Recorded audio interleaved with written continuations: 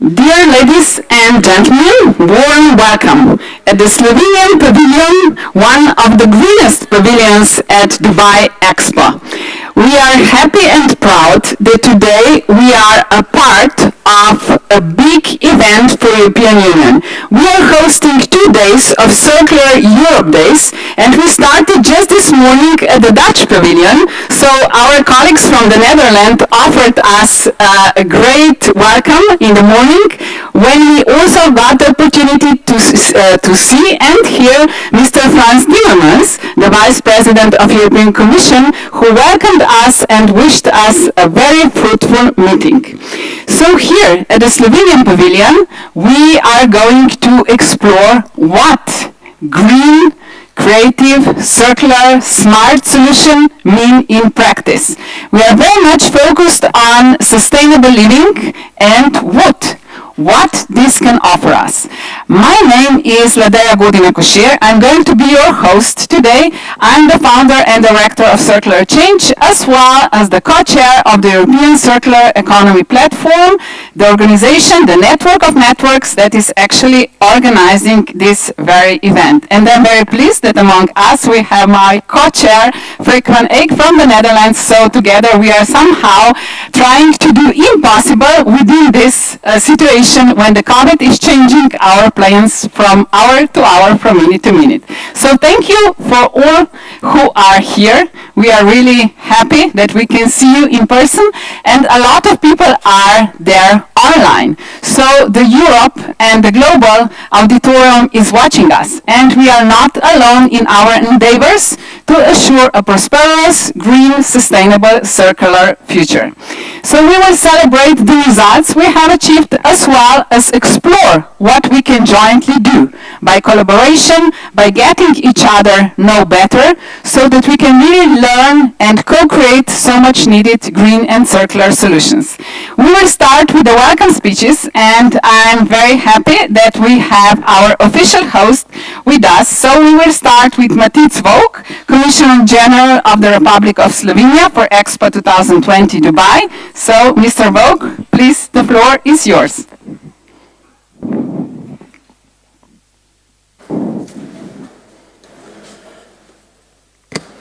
Thank you, Ladeja, for this nice presentation. Thank you all for being here, and of course thank you for us choosing Slovenian Pavilion for organizing today's event.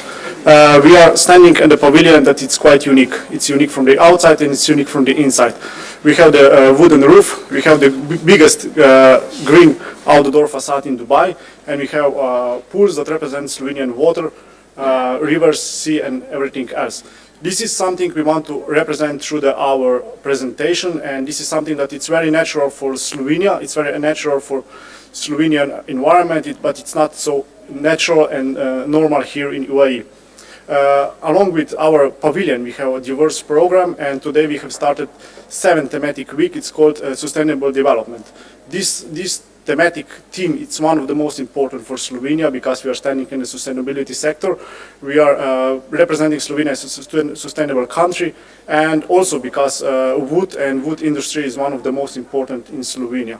Slovenia is covered, almost 60% of our land is covered by the forest, and that's why we have such enormous potential in this industry, and that's why I'm looking forward to today's debate forum. And please enjoy the forum, and don't forget, you are always welcome to visit our pavilion. Thank you. Thanks a lot.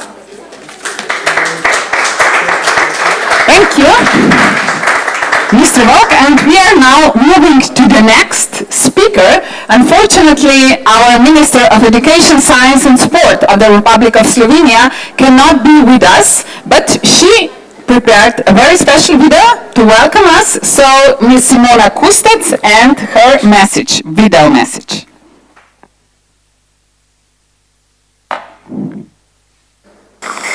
Dear ladies and gentlemen, distinguished guests, let me express my warm welcome to all the participants of the Circular Europe Days at Expo 2020 in Dubai. I would like first of all to congratulate the European Circular Economy Platform's members and the Slovenian team who made this event a reality. The The event is taking place during the Dubai Expo Global Goals Week that aims to unite business worldwide and call for action. We do need each other, and only through collaboration we can jointly contribute to a sustainable and prosperous future. Even though I unfortunately cannot be with you at Expo nowadays, you have all and my full support for the activities relating to your event. European Green Deal, Green Recovery Program, Circular Economy Action Plan, Fit for 55, European New Bauhaus.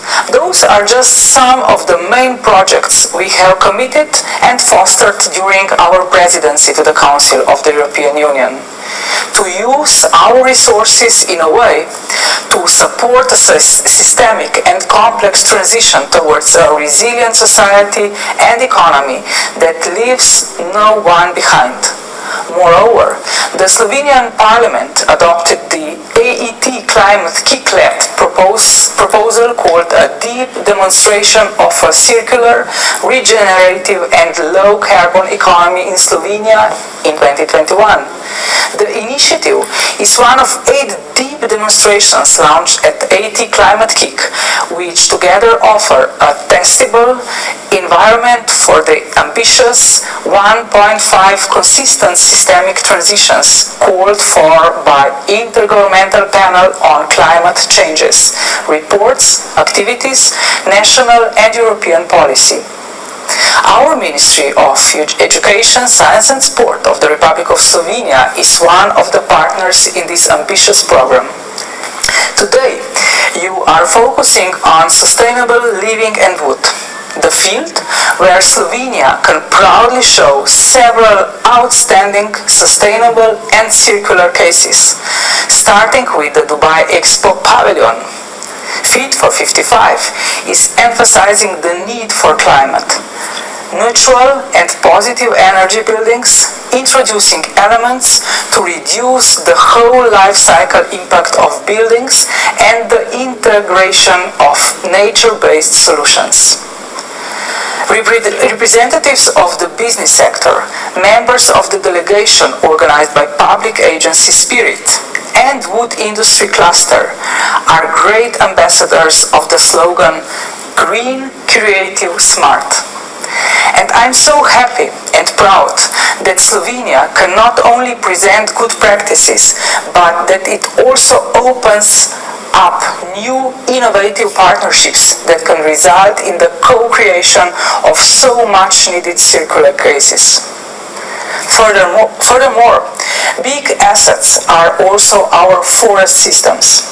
Slovenia, as one of the most densely forested countries in Europe, has a lot of potential in a sense of managing forests and adding value of the wood industry.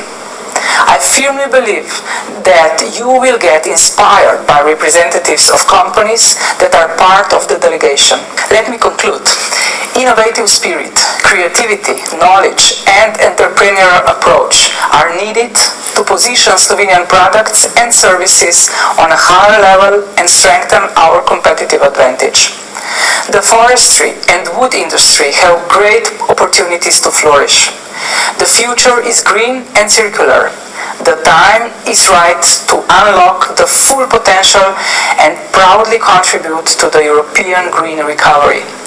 Let this event become one of the important milestones on this exciting journey. I do wish you an inspiring event, a lot of productive meetings during your stay at Expo 2020 in Dubai, and for most of all, I wish you to stay healthy and successful in whatever you're doing in your lives. My best. Take care.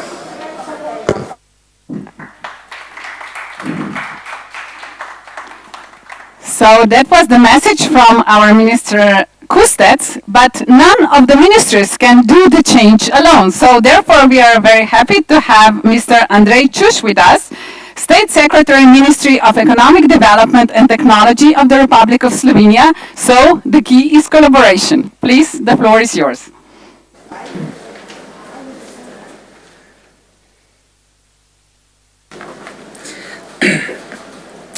Dear ladies and gentlemen, members of the delegation, representatives of ministries, faculties, and of course economy. Greetings from and also in the name of the Ministry of Economic Development and Technology of the Republic of Slovenia. I would like to thank the organizers of today's event and the Sustainable Development, Green Technologies and Wood thematic set, which started yesterday. It is certainly right that the theme of wood gets a special attention. As we work towards a climate-neutral economy and a carbon-free society, the role of wood is increasingly important.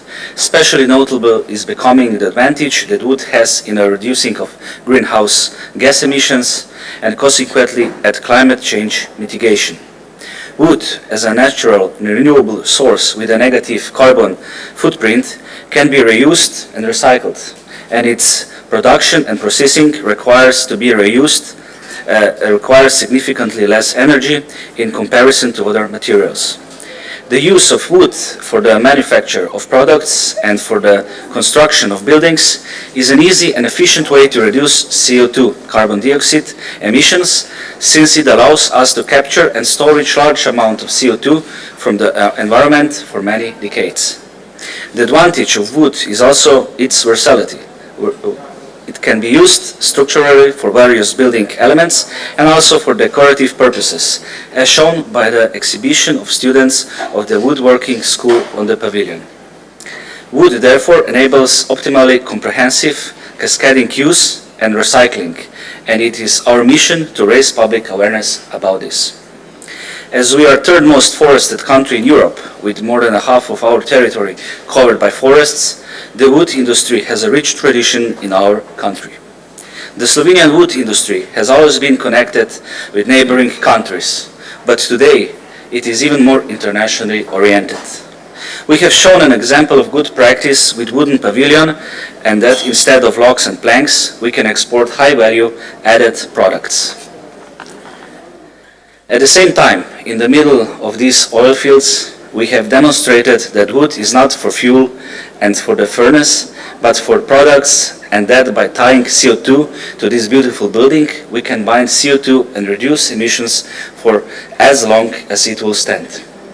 The Ministry has identified the woodworking industry and the potential of wood processing as the key to the realization of the European Green Deal and to reduce greenhouse gas emissions by 55%. Therefore, we support all domestic and foreign investors with advances in the wood industry, especially in the production of products with higher added value. I'm sure that the wood industry has a bright future, so I wish everyone a successful cooperation and a lot of new partnerships. Thanks.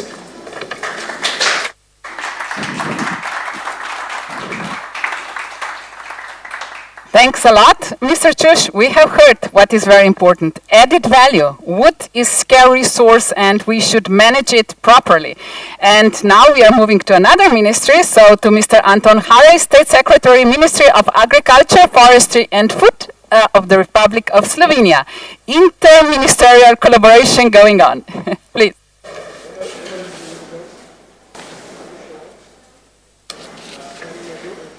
Thank you very much.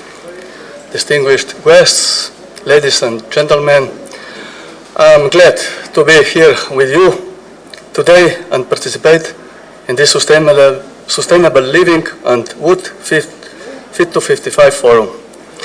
The forum contributes to raising awareness of the importance of forests and their role in promoting circular bioeconomy and rural development, fighting against climate change, achieving carbon neutrality of the sector by 2030 and protecting biodiversity. 20 years ago, Slovenian archaeologists uncovered a wooden well buried in the marshes near the capital of Ljubljana. With carbon dating, scientists established that the well is more than 5,000 years old, which makes it the oldest in the world. Today, 5,000 years after cutting down the trees, we still recognize forests and wood as the solution to the challenges we face today. And we need forests more than ever. Forests have a significant role in reducing the risk of natural disasters, including floods, droughts, landslides, and other extreme events. Forests reduce the amount of carbon dioxide in the air, store carbon in woody plants, woody debris, and the soil, and provide material for the production of wooden objects, which replace other, less environmentally friendly materials. In the urban areas, they improve the quality of life and increase property value. At global level, forests mitigate climate changes. At the same time, they are also exposed to the negative impacts of changing climate conditions. Slovenia forest management planning dates back to the 250 years. All our forests are covered with 10-year forest management plans, which also include biodiversity measures. By correcting past mistakes of overexploitation of forests and their misuse, even deforestation, we have shifted towards sustainable, close to nature, and multi-purpose forest management. In the past decade, we have achieved a 60% forest cover, as we already hear today, and the highest growing stock among all EU countries. We understand the forests are vital for our inhabitants, the economy, and the environment. We learn from nature itself. By setting aside areas of the forest reserves, we study the natural dynamic and mimic them in managed forests. Key is to plant site-appropriate species and integrate biodiversity measures into forest practices.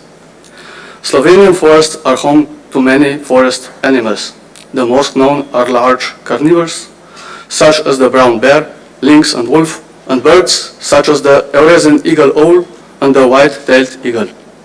Today, Slovenian forest owners use forest as a way and at the rate that fulfills and will continue to fulfill relevant ecological, economic and social functions. However, challenges still remain. In the past, we have made maybe the mistake of promoting spruce, which led to the bark beetle gradations. In addition, forests are still prone to climate change, mainly to ice sleet, late frosts, drought, and forest fires.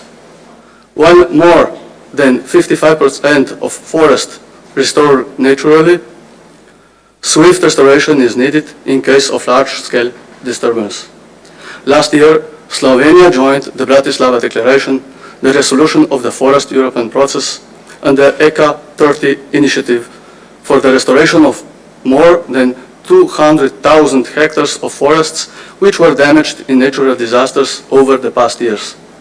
Slovenia has just finished its second six-month presidency of the Council of the European Union, and forests were one of its priorities. The focus on the role of forests and forestry is preserving and developing rural areas, and we promote sustainable, multifunctional and close to nature forest management, also in order to maintain biological diversity of forests. Our experience and lessons from the past teach us that sustainable forest management is an ever-evolving concept. It can help forests to be prepared and resilient in future situations, and it promotes rural development and transition into green bioeconomy. The future is clear. We need forests and we need more of them. However, we also need them to be healthy, resilient, and able to provide multiple economic, social, and environmental functions. Thank you for your attention.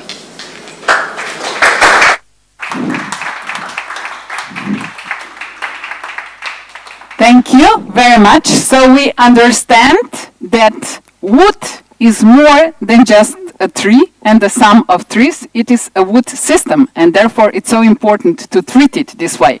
And now we are moving to Mr. Tomasz Konstanjevec, who is one of our hosts, because the Spirit Agency is the power force behind the event. Please. Thank you very much for the words. Dear ladies and gentlemen, distinguished guests from Slovenia and abroad.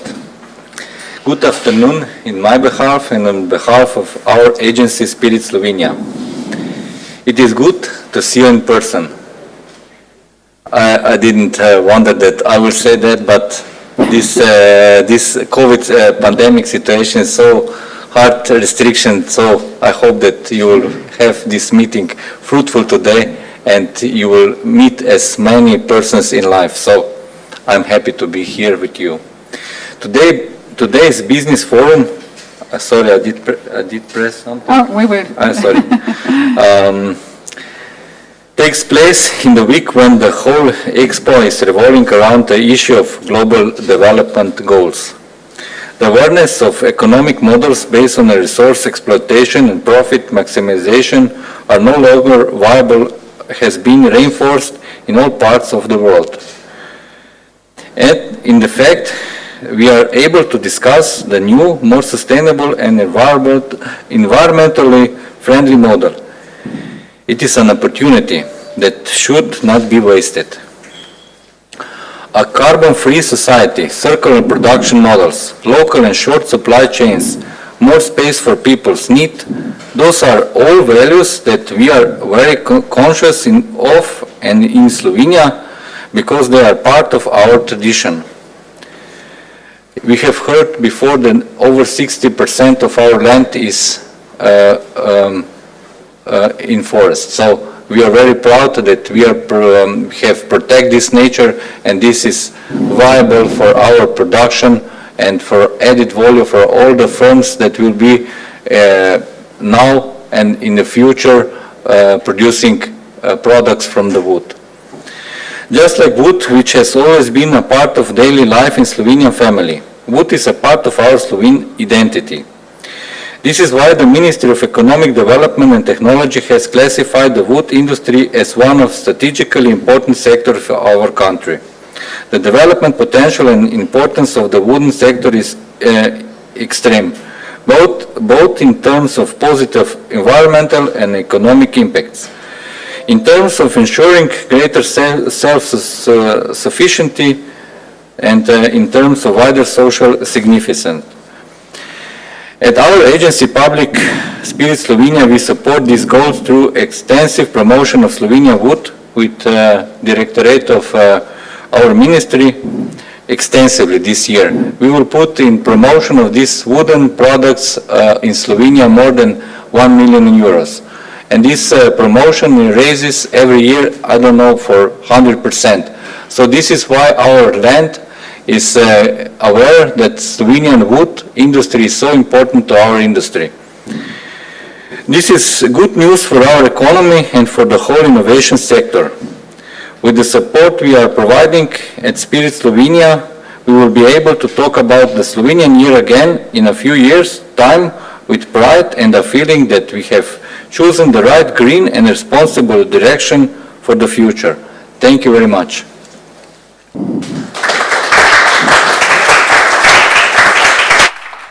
Thank you very much. So we understand how responsible we should be nowadays to assure the bright future, and we will move to another representative from the Ministry of Economic Development and Technology. So Mr. Danilo Anton Ranc is our next welcome speaker, so Director of Wood Industry Directorate. Dear ladies and gentlemen, members of the delegation, representatives of ministries, faculties and the economy. Greetings from the Wood Industry Directorate, which works under the Ministry of Economy, Development and Technology. The Directorate was set up by the Slovenian government to promote the development of the wood industry in 2015. At the Directorate, we are responsible for increasing the competitiveness of the wood industry, ensuring a suitable and stable business environment. We are giving financial support for the development and introduction of new products and wood finished products for the modernization and introduction of new technological and production processes. We actively participate in the preparation, modification and implementation of regulations, strategies and other documents in the field of the woodworking. The Ministry has recognized the woodworking industry as an important industry, so we placed it in the special chapter within the Slovenian industrial strategy. The strategy recognized wood as material for industrial processing and not for source for energy, since burning causes the carbon dioxide stored in the wood to emit back into the environment. The Directorate is working to increase production, high value-added finished products, and to increase the use of wood in constructions. We wanted to show this also on the excellent exhibitions products that achieve up to 200 higher added value than in round wood. We believe that if we are to achieve all these climate goals set by the European Commission with green tax reform for products. We are recognizing the wood industry as an important industry and an opportunity to restructure the Slovenian economy from energy-intensive industries into low-emission industry. To achieve reduction of CO2 emission for 55%. So use Slovenian wood, but not like around wood, better in high-level products like you see here in our exhibition. Thank you.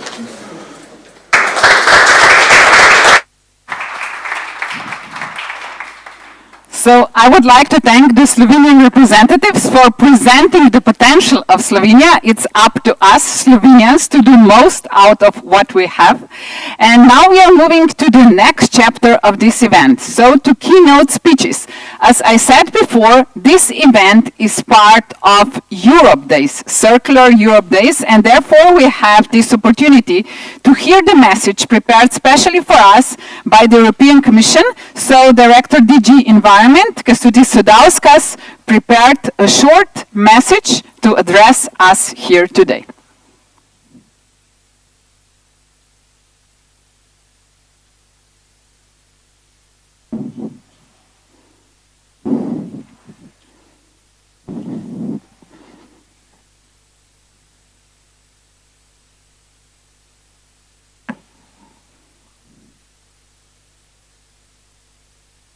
Package, the legal proposals that revise our main European climate and energy legislation.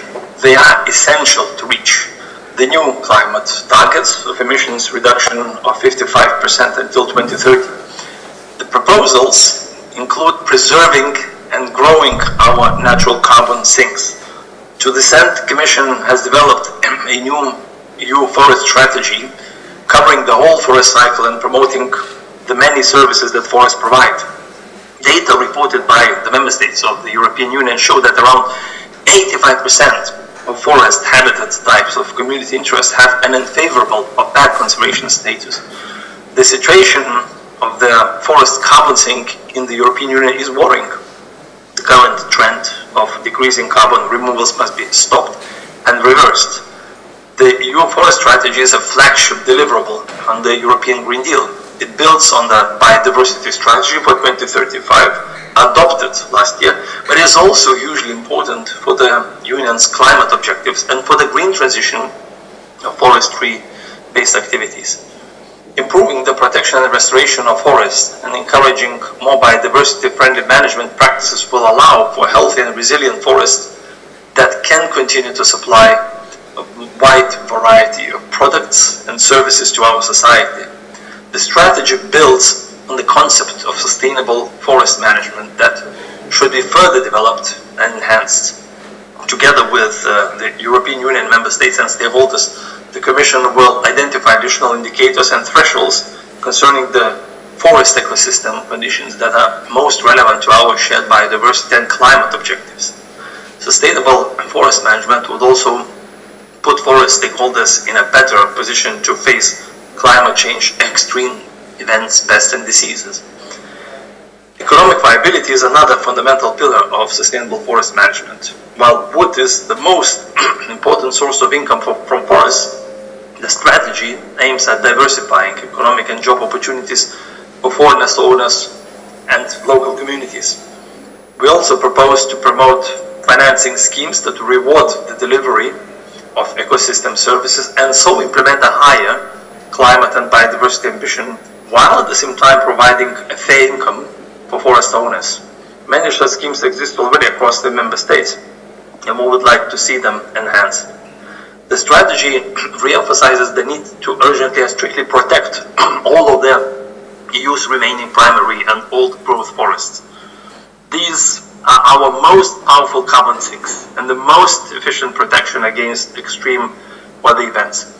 We clearly need a strategic forest planning in all European Union member states at national and regional level in order to achieve Europe's climate and biodiversity objective, but also to have a sustainable bioeconomy. The strategic approach needs to be based on reliable data and monitoring systems, as well as transparent governance. This is why we've announced our intention to put forward a legislative proposal on forest observation, reporting and data collection. Today, we are reshaping Europe's policies and legislation to move towards sustainable consumption and production patterns. More than 90% of biodiversity loss and water stress and half of the greenhouse gas emissions come from the resource extraction and processing. So to achieve the climate neutrality target by 2050, we also need to change the way we produce and consume and move to a circular economy. The circular economy has the power to shrink global greenhouse gas emissions by 39% and cut virgin resource use by 28% overall. The aim of the European Circular Economy Action Plan is to reduce Europe's consumption footprint, empower consumers, and double Europe's circular material use rate in the coming decade, while boosting economic growth. To do this, we need to transform how we design products in Europe and minimize environmental impacts throughout their life cycle. This is the aim of the Sustainable Product Initiative that we will present later this year. The initiative will set the sustainability principles and design requirements to improve product durability, reusability, upgradability and repairability, reduce carbon and environmental footprints. In addition, we are addressing several key product value chains with high potential for circularity, amongst others construction and buildings. The new European Bauhaus sets out to promote life cycle and whole life carbon assessment for the environmental performance of buildings and its components such as wood. Therefore, and furthermore, it explains that the 2050 roadmap for the reduction of whole life carbon of buildings under the renovation wave shall serve as a basis for future policy and market developments at European Union and national level. The forest strategy, the Circular Economy Action Plan, the new European Bauhaus are ambitious. To accomplish the objectives and actions, we need to join forces and multiply efforts. We must be in this together in this crucial decade to put our current and future forests and as our well-being in the right path. Thank you for your attention. Okay, so we would like to thank also the representatives of the European Commission. We have heard what should be done, but how to do that. Luckily, we have someone who can help us and give us an insight into the action. So with us is Professor Miha Humar, University of Ljubljana, Biotechnical Faculty. And now the stage is yours, and we do count on you to inspire us and to show us the real cases from theory to practice. Thank you very much for the introduction, and thank you very much for a kind invitation to this and for organization of this event. I'm really happy to be here. I will talk about circular economy in the wood sector. I will mainly show you some examples from Slovenia, but some examples might be also from the other European countries. At the beginning, I just want to say a few words about wood. I mean, wood is by definition the material, or let's say, the circular economy principles were somehow established within the wood sector. This sketch that I'm showing you right now, probably you all seen it for several times. It was designed like 25 years ago by the European Panel Federation, where they started promoting the wood. And the first event on this topic was organized together with the former director right now of the directorate. Like I was just counting, like 18 years ago in Ljubljana. At that time there was still company, Slovenian company, particle board company, still, let's say, active, and we organized the first event which was addressing the problems associated with the use of the wood in the sector. But when we talk about wood, we should not forget the wood is the material of the biological origin, and it's coming from forests. And we are very proud that the forests in Slovenia are sustainably managed. So this means that the wood coming from this forest has, let's say, good, positive environmental impact. But there are certain threats, let's say, poses present within this our forest, predominantly due to the climate changes. We are aware that the composition of the Slovenian and also European forests, this sketch represents the status of the art of the prognosis of the European forest will likely change. If we will not manage forests properly, it can happen that we will not have a proper source of the material in the future. So we have to be very careful about it. I mean, we have to do the management of the forest correctly. But if I'm coming back, or let's say further on to the, let's say, different option of the reuse and use of wood, as the Secretary of State already mentioned, we're very proud on the use of wood in Slovenia. The oldest wheel in the world was found in Slovenia, and it's made of wood. And this indicates, let's say, the strong tradition of use of wood in this territory. Of course, 5,000 years ago there were no Slovenians, but the usage of wood was still there. But on the other hand, we have also a tradition of manufacturing of good furniture. That's headquarters of former company Naglas, which is not existing anymore because it was closed down, let's say, after the Second World War. But even the furniture that was produced 100 years ago or 120 years ago is still on the market. So that's excellent proof that if we produce the wood of sufficient quality, it can last centuries. So, and that's what we are aiming to. And all this bring us to the next topic about the wood and waste. And whenever we talk about the students about the wood and waste, I said it's easier to see a green dog than a wood waste. There's no such thing as wood waste. Wood cannot be waste because we have a lot of other opportunities. We have so many opportunities to use wood, so wood cannot be turned into the waste because there are so many other, let's say, options how to process it into, let's say, useful options. And all these topics are addressed by the European program Fit for 55, and this initiative or this legislation is somehow classifying or, let's say, organizing different management options of wood into using the waste hierarchy. And so the first idea is to extend the storage life of wood. The second one is to enable reuse, recycling, and I mean the least preferred options are used for energy purposes and for disposal. Extending the storage life, we have developed plenty of options, and we have tested them in the objects like this model house in Ljubljana. I will not go into details about that because there's no time for that.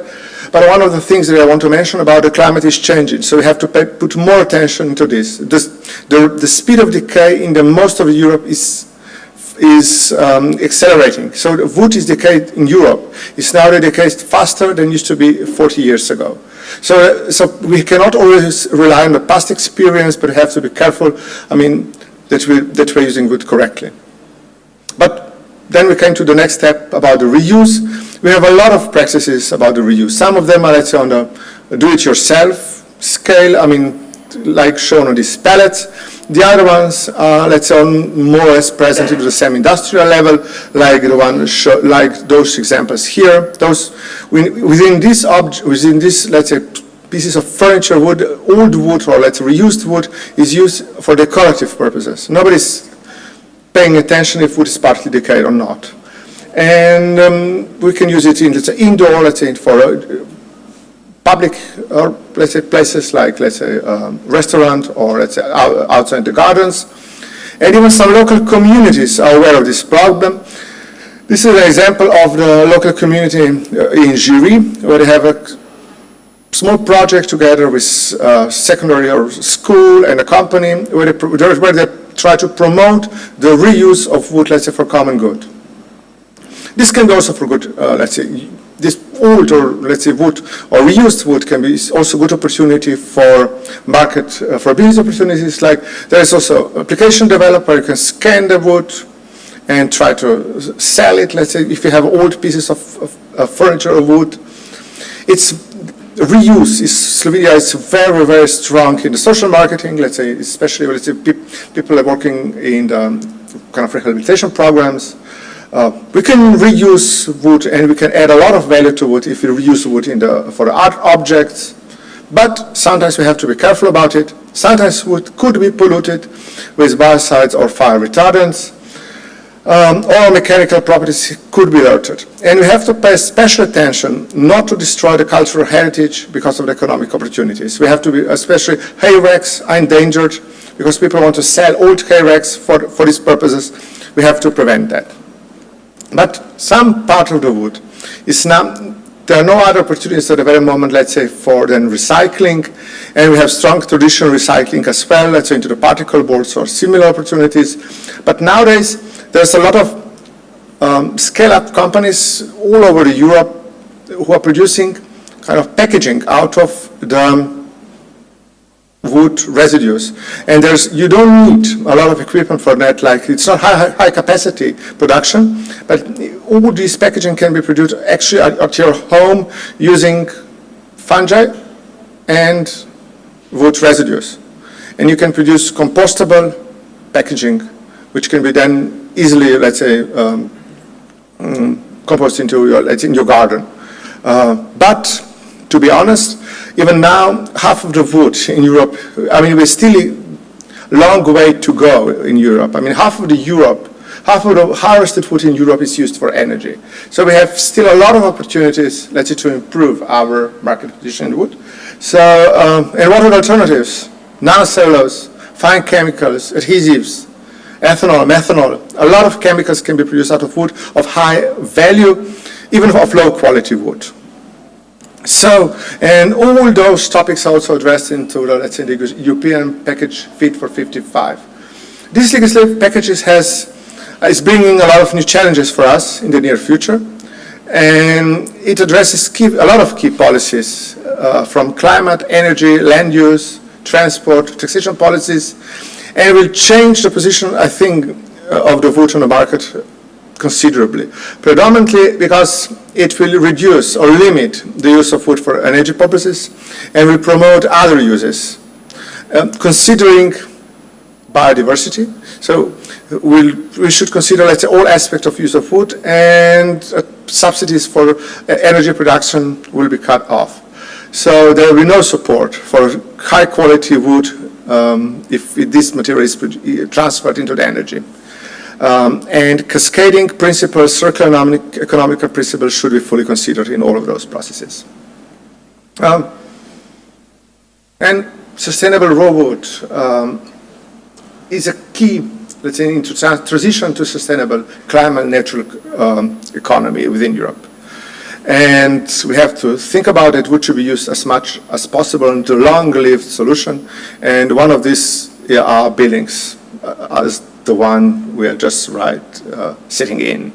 And then I just need to thank you for all the financiers who enable us, let's say, who support us, our research on these topics. And I'd like to thank you for all of, for attendance and for all the later discussions further on. Thank you.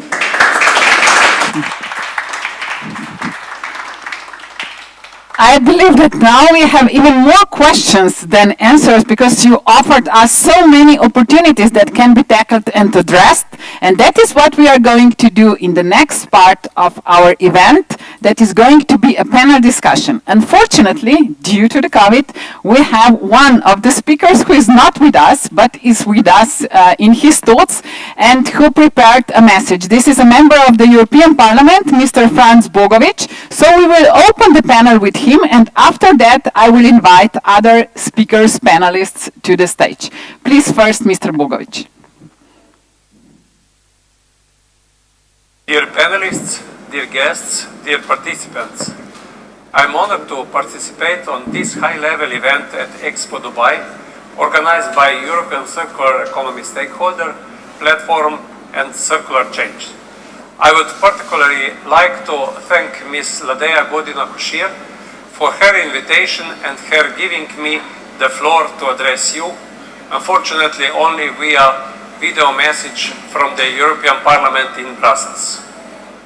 Food design and construction are the key for a green and circular transition, and the EU is already a leader in circular and sustainable practices.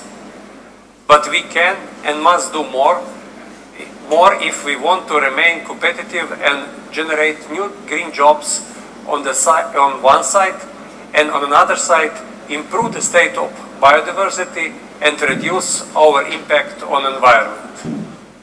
Sustainable forestry and agriculture are key to the further development of the bioeconomy. An appropriate balance between all three pillars of sustainability is crucial if we want to maintain the proper condition of forests and provide people with its economic benefits. The bioeconomy provides jobs in rural areas and keep these areas populated. Therefore, innovation and research that enable new ways of processing natural materials into sustainable products and their replacement of fossil-based products are essential to maintain these trends. Slovenia is one of the most forestry countries in the world, has one of the most sustainable and close to nature forestry practice in the EU, which certainly is an advantage, but we must and can do more on the industry side. This would enable us to utilize our natural resources ourselves, generate green jobs, improve our circular and bio-based economy, and thus produce high-quality, sustainable products with high added value. The Fit for 55 legislative package can enable the bioeconomy to contribute even more to Europe's decarbonization goals. With the support of other initiatives such as New European Bauhaus, which puts sustainable living and way of thinking in the core of the European way of life, we truly can become world champions in sustainable and green transitions. Fit for 55 package, especially the revision of LULUCF directive, energy performance of buildings directive, and the new EU forestry strategy can help with the renaissance of EU circular and bioeconomy, if we do think right from the beginning. Sustainable forestry that protects and restores indigenous species and promotes long-term forest regeneration is crucial in achieving an increasing both carbon sink capacity and the supply of wood products. With a more geography-specific approach, Europe has the potential to nearly double its carbon sink by 2050 while supporting a productive forest sector. Investments in research and innovative biorefinery concepts are of key importance in discovering our way to transform bio-based feedstocks, waste and residues into high-value added materials. Many of the solutions already exist, but the bioeconomy needs greater support to achieve its full potential. Thank you very much for your attention. I wish you a successful conference and many fruitful discussions. So, the member of the parliament was with us. Yes, one applause for him as well. And now we are moving to the more dynamic part. So I would like to ask my co-creators of the panel to join me here. We just got the message that Mr. Andrej Čuš is not joining us since he had other obligations, but we will do our best. So Frickman Eik, who is representing also Professor Jacqueline Kramer, please, the floor is yours. Jure Kotnik, the architect, is with us as well, who has a lot to do with this pavilion, and Barbara Šubic from company Sora, Sora, and we saw one example of your company already. So please.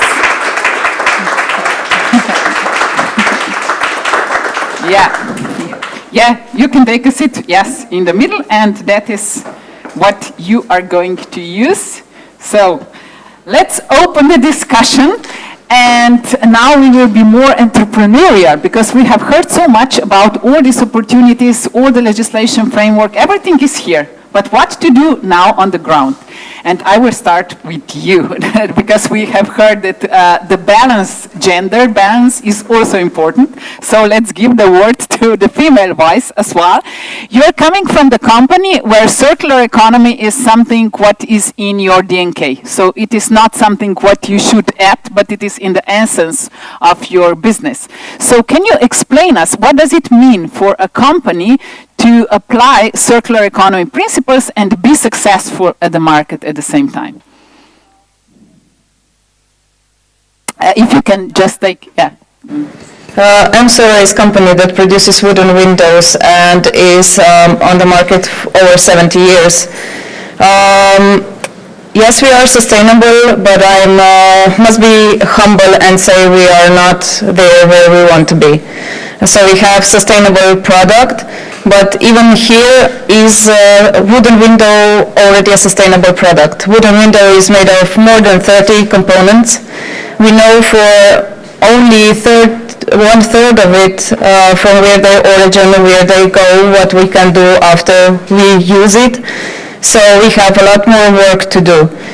What we have found out is that over the years, over these 70 years of development, we have really reached a point where we have high energy wooden windows, really the efficiency and the technology is at the top level from where we started, where our ancestors started, but somewhere along the way we forgot the aspect of sustainability. It was lost somewhere. Our grandfathers knew all about it, and we have missed it. Focused on the technology and focused on the efficiency and focused on the sales, we have left it behind. And now we must try much harder than we would need to if we would follow it all along. That's nice to be so honest and to say that you don't have all the answers yet, but you are on the way to find them. So maybe we move to you, because you are an architect, you're a Kotnik, and you are the one who also designed this very beautiful pavilion here. So what you have just heard about that, how hard it is to implement actually circular principles back again, what we once knew how to do. How do you see, how is this implemented in the standards, and what kind of challenge is this for you architects? So being sustainable and circular, is it a challenge or is it an opportunity? How do you see that? Thank you very much for the invitation. Yes, surely it's a challenge, because it's a global challenge. We see it as a global challenge. We see where the whole design industry is moving to, and the whole industry actually. Sustainability is the key word, and it's a great opportunity, especially for European countries. So if we're here in the European event, we have to see that we are the trendsetters, and we have expansion possibilities, believe it or not, also here in the Middle East region. Despite any tradition of building with timber constructions, but very good qualities of timber, as we heard, of binding CO2, a very good thermal mass, which reduces heat, which is very important. So I think we have great potential as a Europe to expand it, and many countries are already doing so. We, before this event, spoke about legislation changes, and many countries are doing this fast forward. For example, France is a country where concrete and steel industry and architecture and design is one of the most developed in the world, but still they started with 50% share of timber and natural construction materials in the public buildings. How about Slovenia? Slovenia had really, we were very quick. 10 years ago we already had 30% of this share in public buildings. Then afterwards we lost it for a period, but I'm happy to say that now we are already back on track with 30% of share of timber in public construction, public procurement issues. We heard also Holland, Netherlands have the same. So I think the next step is to see which constructions are possible to go even further. There's certainly potential in some type of architecture or buildings that can go with much higher level, and there is no any worry about if this would influence the quality. I just made my main message, because I did research for the Ministry of Economic and Development in Slovenia, and 30%, this is what we have now. It's basically the bare minimum, because by using 30%, this cannot affect architecture visually whatsoever. You can have even concrete building, concrete construction, completely glass building, facade completely made out of glass, but still you can achieve 30. So we should be more ambitious. Many things can happen, so there's no question whether this was a step forward. It's definitely a step forward, and I look forward, and I think Slovenia has big opportunity also to be the participate. Thank you for that. And now I'm moving to you, Craig. You are here in your name as well as in the name of Professor Jacqueline Kramer, because she could not come due to the COVID situation. So what we have heard right now is that Slovenia has this ambition to have green public procurement that is obliging us to have 30% wood in our construction sector. And we know that the Netherlands is very ambitious. So if you can tell us a little bit about that, as well as about the importance of collaboration and of these network governments, because we need different partners to achieve these goals that what we have heard right now. So please. First of all, very happy to be here with my Slovenian friends in this beautiful pavilion. Compliments for that. That's great. When preparing this session with Jacqueline Kramer, we were working on quotes. Shall we follow those? Yeah, please. Okay? Yeah, please. I don't know if they can be on the slides. But she's with us. Yeah, there she is. She sent us the quotes. So Professor Kramer is at the same time the chair of the supervisory board of Holland Circular Hotspot, but she's also coordinating circular economy initiatives in the Greater Amsterdam region. And one of the quotes we have come up with is that building with wood is only sustainable if the whole value chain adopts principles of smart, circular, modern design and construction. So now, first, let's zoom a little bit out. Macro, well, we can't continue to build in the way we're doing. I think everybody agrees if you look at the impact of the built environment. And we need timber. Using wood in the built environment can be one of the most impactful solutions to decarbonize. You can substitute wood, can replace steel, cement in building constructions. You can store wood, of course store carbon in the wood for a very long time, and of course sequester the forestry. Trees can be regrown and captured, but be careful, of course. The devil is in the detail. There is always a but. Building with wood can be a very sustainable solution. Of course, you need nature-based solutions, so sustainable forestry. I think in Slovenia, you're absolutely on the right track. I think wood can also be applied in the building sector in an unsustainable way. If you substitute it, substitute wood in a way where it makes sense. You can substitute it with steel and concrete, but it doesn't mean you have to substitute it always. Keep thinking. And if you want to store wood, store the carbon, then you have to make sure that it's designed for deconstruction, what we've been talking about this morning, and that you design for reuse, for instance. That becomes very important. So how you make the building becomes very important. And it's, of course, not only a material focus, it's a system focus. So if you're talking about wood, You might combine it with prefabricated elements, which you fabricate very efficiently somewhere else, and you store it in a building. So it's not just wood, it is a goal in itself. So we believe the future is hybrid, so you should think about wood, but also not against steel or against concrete or cement. Look at it in a combination. We can do a lot more than with wood than we're doing today, because we have something like we're used to work with steel and cement. It's a like Pavlov reaction. It's we have to think in a different way. The industry is not optimized to work with wood, so that's an important one. So that's why our industry actually says building with wood is only sustainable if the whole sector adopts it. So we have a transition agenda for construction. We've been speaking about this morning, and where basically the whole value chain comes together. And so you are with all partners around the way, because you need everybody from the beginning of the value chain to the end, with concrete, with steel, with wood, and you have to think about this together. We are now thinking of our new criteria for 2030. So which goals should be set to make this transition? Let's look at Amsterdam. Amsterdam has a great picture, a great ambition. There's a Green Deal for building with wood. 1 in 5 houses in 2025, 4 years from now, 3 years from now, should be built with wood. 1 in 5 of the new buildings. That's an ambition. You can do something like that in an Amsterdam region. And that has a significant carbon reduction as well.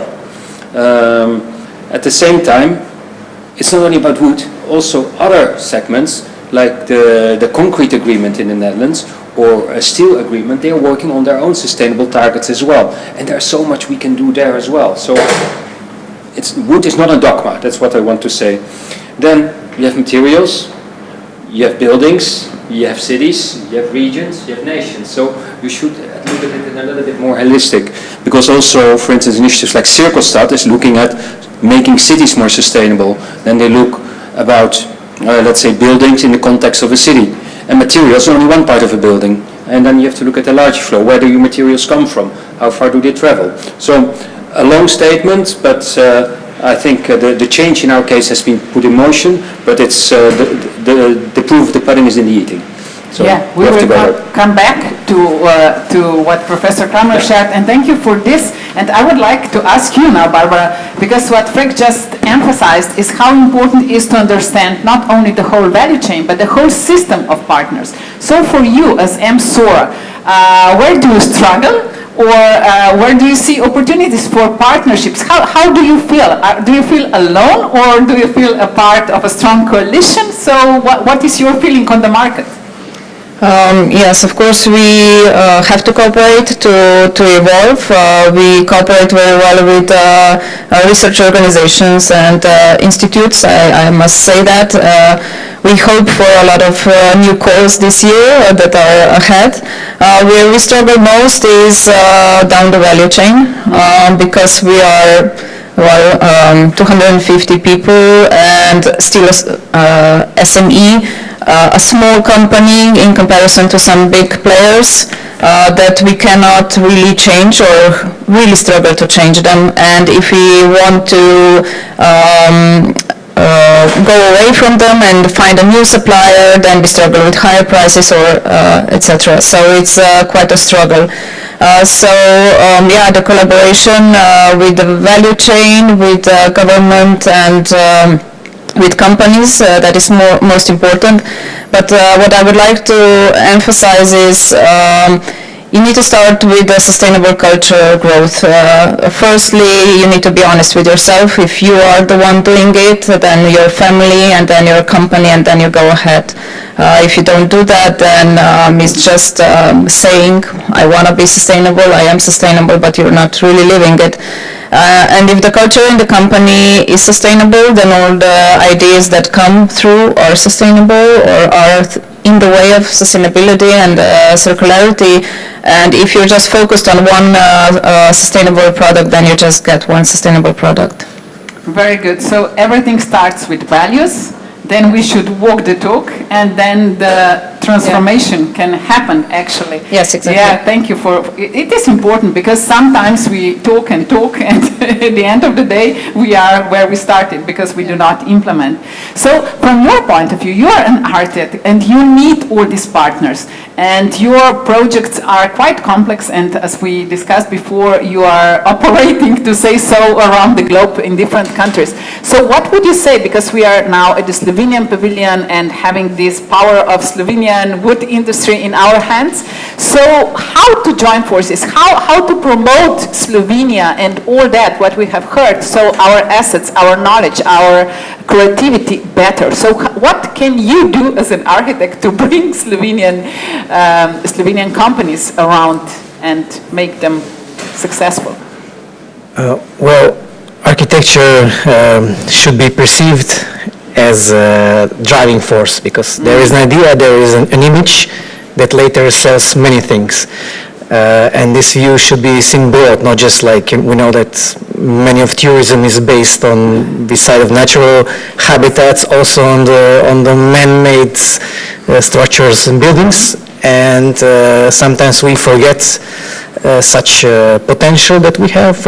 I have very good personal experiences by also supporting Slovenian companies. So when we get some work to do in some country abroad, France, Belarus, some other countries, so it's actually a chain reaction. So it's not just the timber construction, there goes the lights, there goes furniture, timber windows, so there's a whole chain that you can bring it. For example, these chairs here are made from 50 bottles of recycled bottles of this plastic bottles. So there's a chain reaction that I see, and sometimes I think that maybe in our country this potential is not seen directly as it is, but many countries, especially Holland, for example, and Nordic countries, they know it.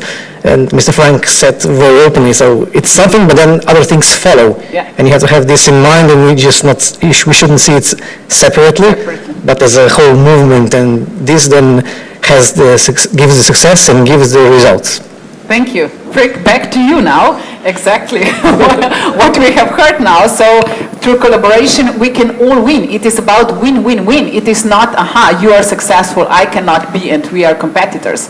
We do collaborate. So we go to another quote that Professor Kramer prepared. So how to organize a sustainable value chain? You're really master in that, and we watch what the Dutch companies are doing. So. Well, actually, I take you back to a historic lesson.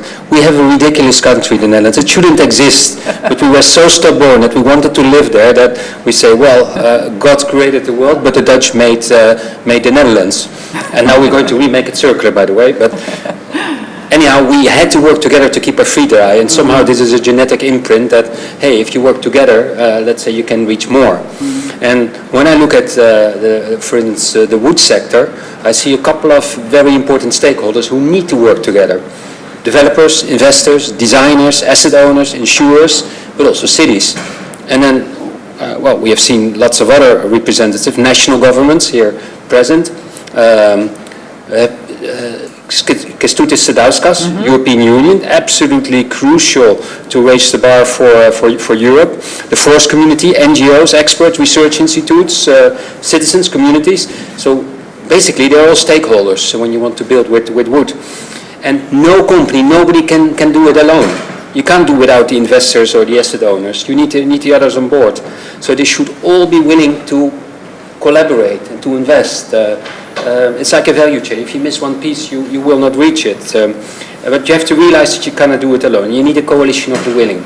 And a coalition of the willing means not always a coalition, because if you have somebody, yes, I want to be in, then I can maybe gain some time and let's say protect my vested interests. No, it should be coalition of the willing with a true interest for transformative change. But if you want such a coalition to be effective, it needs to be orchestrated. And Jacqueline Kramer calls that network governance. And it doesn't replace traditional public governance, no, it's additional to it. And I will come back to that. But in my words, I always say, well, you need top-down actions, government, ambitions, regulation, but it has to be supplemented with something from society, the bottom-up movement, young entrepreneurs, new ideas, businesses that invest, show guts, they're responsible for scaling up. And they should create momentum that the government should, let's say, create a bigger ambition and adapt with new regulation. Now, top-down and bottom-up, traditionally, they don't interact enough. So that doesn't go by itself. So you need a neutral broker that takes that role. And that's what we call also network governance. And I think network governance helps to achieve circular goals and raise support, and that's in the end needed to have these stricter measures. That the front runners start, but then you need some stricter measures that the whole, let's say, mass, the peloton is following. So network partners, they can start with initiatives, and such initiatives can scale up, then become mainstream, and then you go from a linear economy to a circular economy. But you need initiatives in different fields, so material level, wood, but also concrete, steel, buildings, cities, regions. And this is a process which actually really takes quite a long time. I think 20 years probably is more realistic than to say in 2 years' time we'll have reached it. Now, network governments. Jacqueline Kramer has some very interesting experiences from her work in Amsterdam. We have a Dutch government, and the Dutch government has set regulation, but the regulation was not enough. They needed this bottom-up movement, and network governance played a role there. Now, it's very easy to get a coalition together. That's easy, but to make a coalition work, that's not so easy, because there tends to be distrust. There's a disbalance between objectives, interests. There can be liability issues in the value chain. So it's not that normal that you open up and you say, well, maybe we do it together if you're more ambitious. You need a neutral entity who's helping you there. Now, that's what network governance basically is doing. And Jacqueline Kramer did that, for instance, in the concrete agreement. She was a transaction broker. She was trusted, she got the role, and she basically maneuvered that they could, including the government, so the government is part of this picture. It's not new transition broker, but especially when you're talking about the system change, it's crucial, I would say. Again, it's not against public governments. Public governments you will always need. And let's say public governance is the rule of the government, so they're the guardian of the common good, as they say. But if you want to implement the policies of the government, you need, let's say, a neutral entity who can accelerate, and those are the transaction brokers. Yeah. I will leave it with that, otherwise I could talk another day. But it's great because we opened this event with the representatives of public government, so we are really grateful for the insights we got from that side, and we will conclude this event with those who are working on the ground, with the representatives of the wood cluster. So this is where the network governance can happen. Exactly. And you mentioned that we need transition brokers, and that is what Professor Kramer is emphasizing a lot, because things cannot happen without orchestration. And this neutral position is so much needed and overlooked so often, and then we are surprised, oh, what is missing? Because there is not that person that can orchestrate the processes.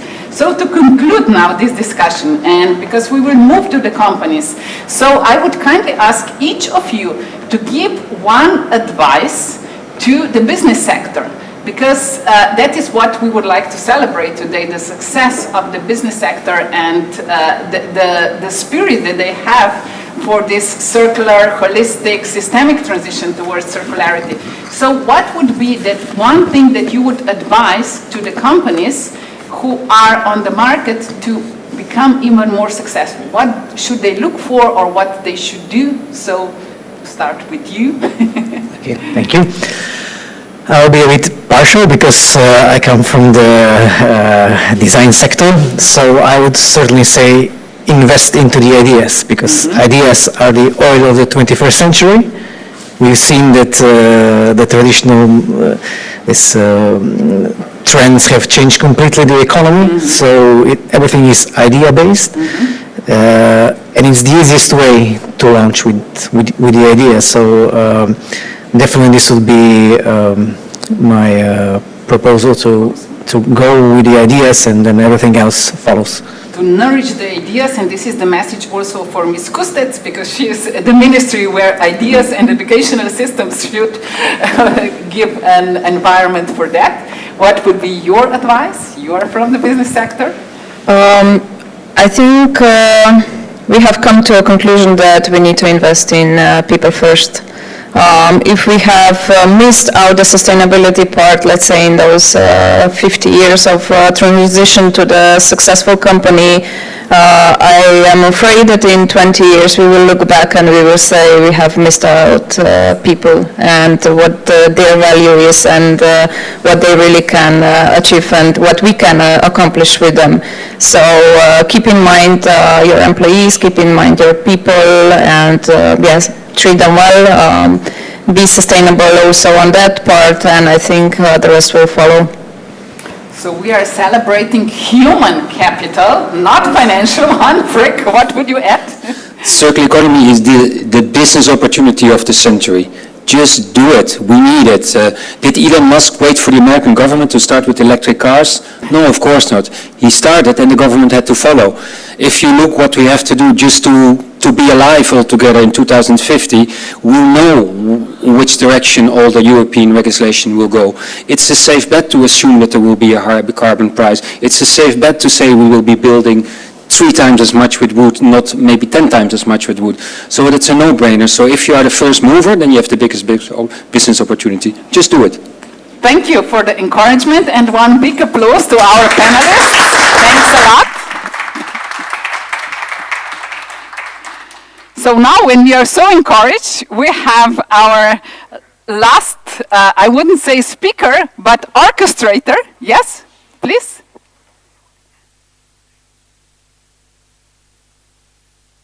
Okay, we will have even one movie. Okay, great.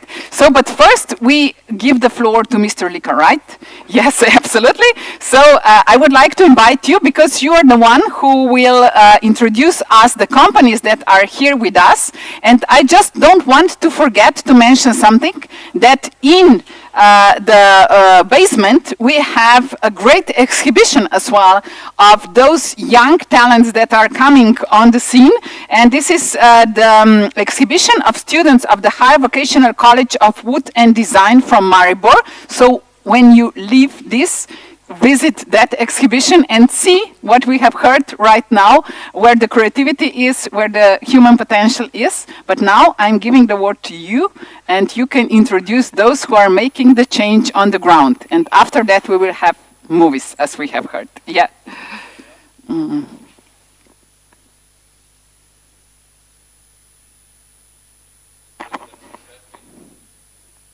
It works, yeah?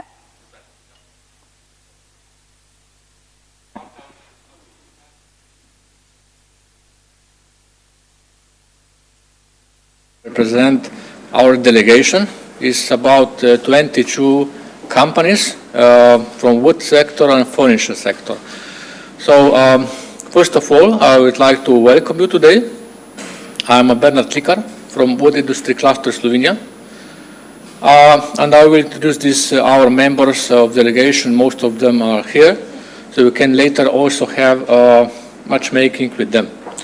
Like our guest said before, Slovenia is, beside this that is very forested, is our advantage. They have also very good position in Europe. We are right in the crossroad between north and south and west and east. So from Kiev to Barcelona, and from Germany to Balkan area and also Istanbul. So this is good about logistics. So this that our wood and forest are declared like strategic material, give us very good potential also for development of the future. So we also said very often that Slovenia is like a small green heart of Europe, because we are very green and we are almost in the center of Europe. Anyway, so the Slovenia wood and furniture sector has about 2,800 companies and entrepreneurs together with 12,000 employees. It's not big, but the sector generates about 2 billion euro per year of annual revenue, and this half of this almost export every year, because we are a small economy and we are export oriented by default. So our most important markets are normally the surrounding countries like Italy, Austria, Germany, also Switzerland, and Croatia. But we also export worldwide, so the limit is just price and logic of economic. So we can also say that our companies produce high quality, design and innovative product. We are, how to say it, like one-stop shop. So we can find everything by small quantity, but very good quality and also reliability. So our companies are also custom-oriented and very trustworthy partners. So when we make a deal must be happen in this condition we agree.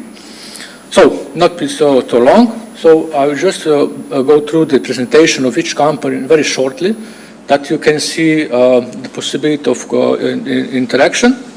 And later on we continue with the small networking in the trades. I will also say to you how with this system we go, that we can find each other. So let's start easily, just right way. This is some very few examples of the product. So we can see that we have not just one type of product, but also different type. It's construction, elements for construction, furniture, also prefabricated houses and so on, offices, hospitality and so on. So the first in the row, I make a list by the how big is company. So this is company Slovenian State Forest. This company established a few years ago with the intent to make a forest management and run wood trade. It's the biggest company in Slovenia in this sector. The representative of Slovenian State Forest are Matjaž Ivančič, and will be also available later. The next one is, we already know, MSORA. Ms. Barbara Šubić represents this company, and this is they manufacture wooden windows and also engineering businesses. So it's very innovative companies, very research oriented. They have a lot of different awards for their product. For example, they've developed, I think there's only one or maybe just one in the world, the 5-meter height in one piece wooden frame window. Very different, hard to do that. The next company is company Lumar. Lumar is producer of near zero energy buildings from wood, I mean. The representative of this company is Mr. Matjaž Merkan, so will also be available later. The next company is company Gašper Tržanje. It's quite hard to spelling, but you can say Gaspar is also okay. The representative of this company is Mr. Yuri Gašper, and they produce windows and entrance doors from wood, and also make this installation available. Then is followed by Lesna Vrata is mean doors. Lesna Doors is a producer of interior doors and frames. Mr. Goraz Ulboli also present later for the matchmaking. Then is joinery Floriančič. Mr. Robert Floriančič lead this company. It's a family-based company, and they produce high-quality tailor-made furniture, also for equipment of different premises, private, but also hotel premises and similar equipment.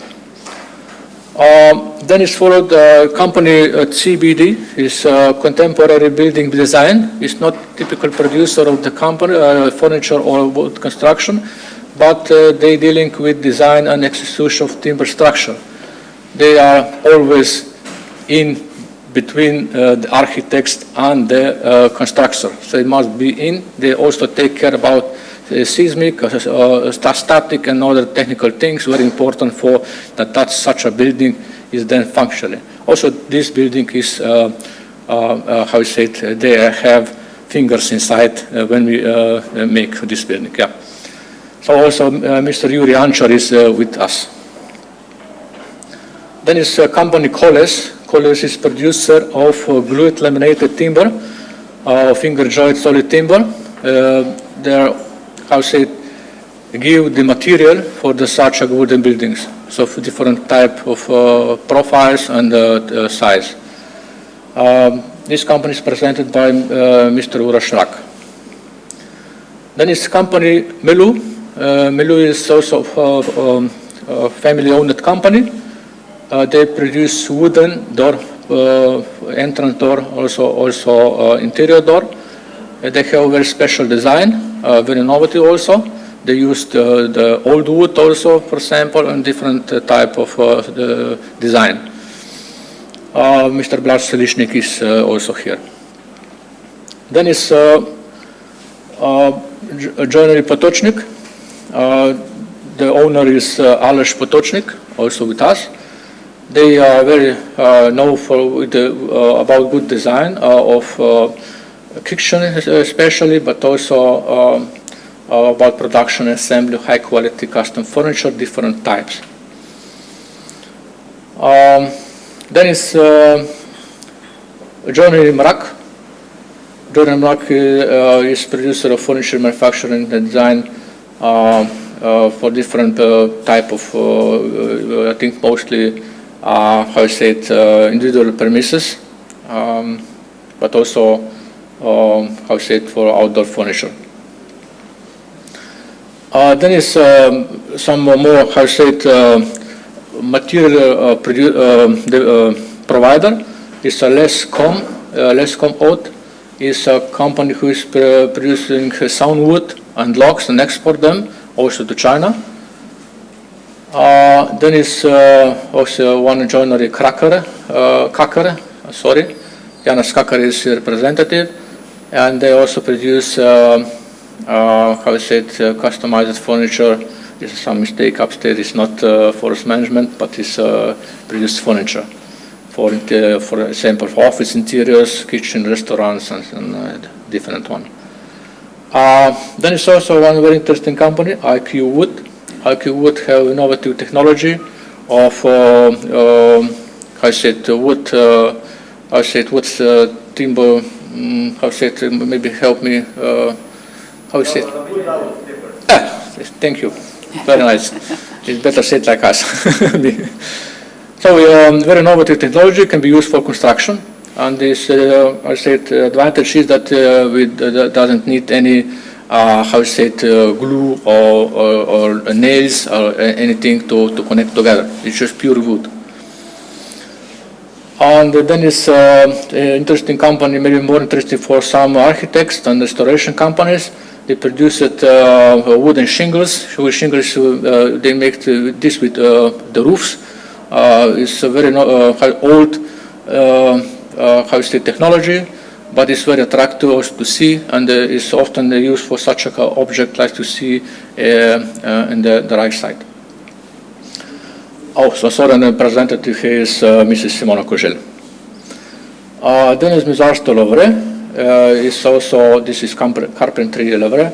Is producing different type of high quality furniture for different type of interiors.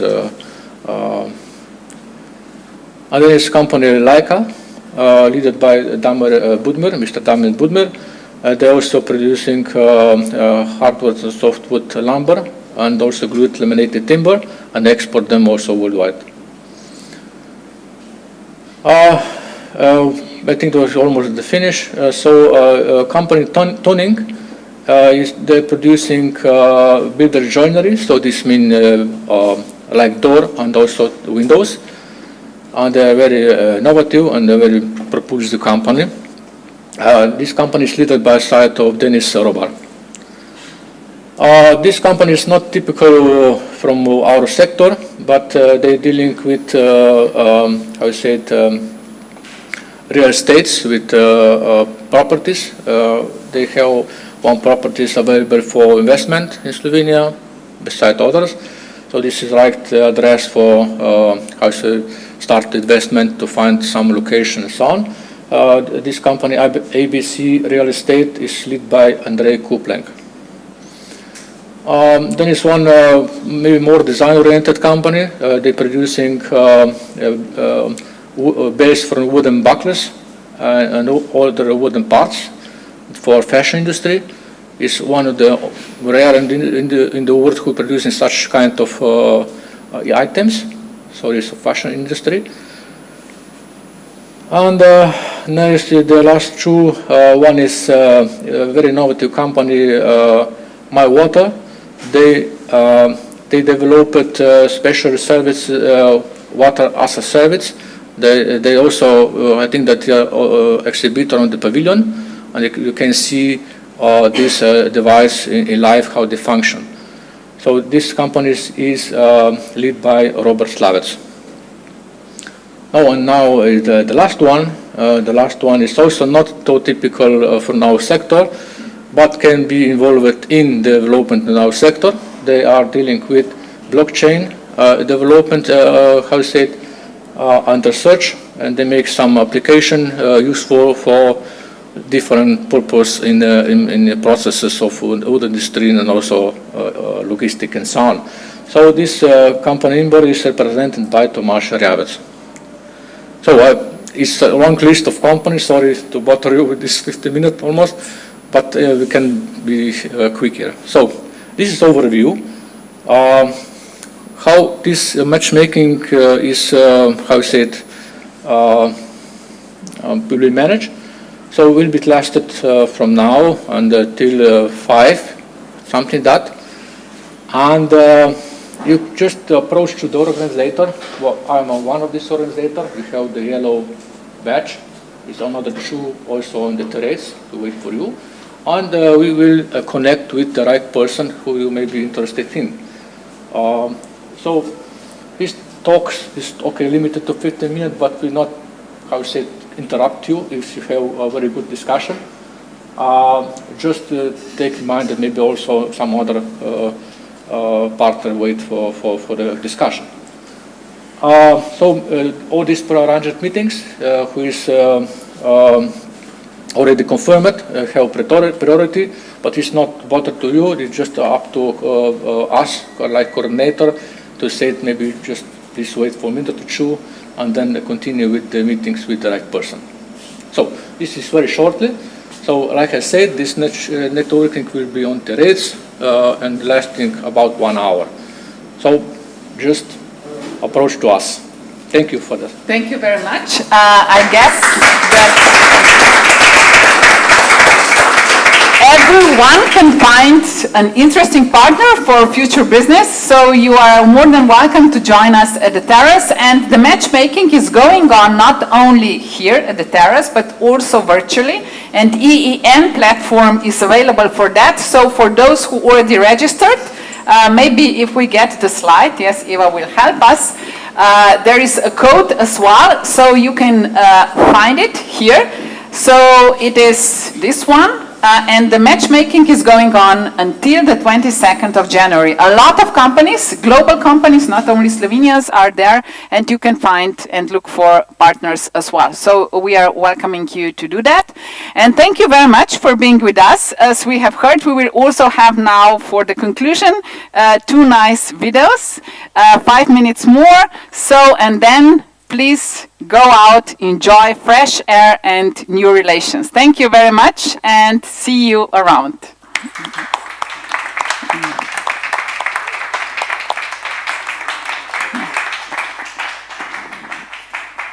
Zdaj, ja, konc je, sam nek video še. Vsaj sem te konc. Video, nekaj. Sam ta video še. Nekaj.